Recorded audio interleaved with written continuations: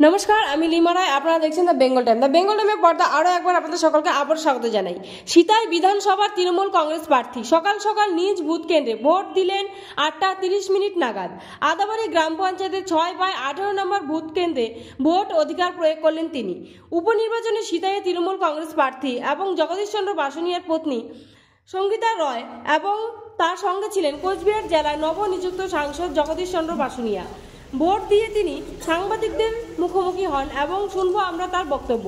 সিতাই থেকে সরাসরি আবি সিংহের রিপোর্ট। আপনারা দেখছেন দ্য বেঙ্গল টাইম।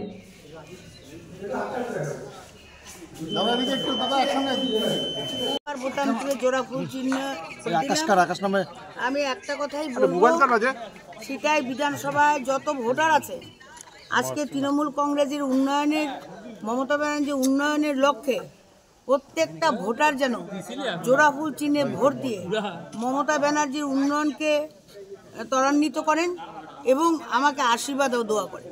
কত ভোটে জিতবেন বলে মনে হচ্ছে? সেটা তো মার্জিনের অপেক্ষায়, ভোট শেষের অপেক্ষায়। কত ভোটে জিতবো তো শিওর, কত ভোটে জিতবো সেটা পরে বোঝা যাবে।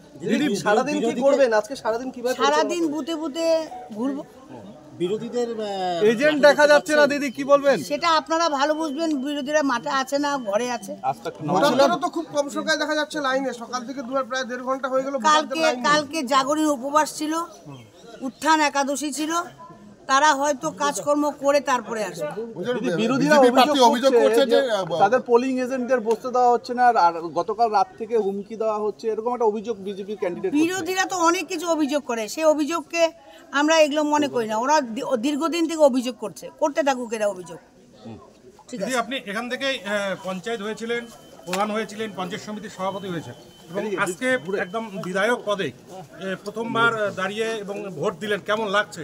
খুব ভালো লাগছে, খুব ভালো লাগছে। কারণ হচ্ছে আমি পঞ্চায়েত প্রধান সবই ছিলাম, পঞ্চায়েত সমিতি ছিলাম, কিন্তু এইভাবে আমি আজকে সেলিব্রিটিদের মতামত লাগছে আমার। ঠিক আছে, বিরোধীরা অভিযোগ করছে একটা সন্ত্রাসের, কি বলবেন? বিরোধীদের কাজে হচ্ছে অভিযোগ করা। তারা মাঠে নেই, তারা ময়দানে নেই, তারা ঘরে বসে অভিযোগ করছে। বিরোধীদের এজেন্ট দেওয়ার দায়িত্ব নিশ্চয়ই আমাদের নয়। তারা তাদের এজেন্ট দিয়ে, প্রশাসন আছে, প্রশাসনকে বলে তাদের এজেন্ট তারা দিক। তাদের এজেন্ট যদি কেউ হতে না চায়, সে দায়িত্ব নিশ্চয়ই তৃণমূল কংগ্রেসের নয়। এবং তৃণমূল কংগ্রেস 24x7 অর্থাৎ 24 ঘন্টা 7 দিন প্রত্যেক দিন মানুষের হয়ে কাজ করে। মাঠে আছে, ময়দানে আছে, মানুষের আপদে আছে, বিপদে আছে।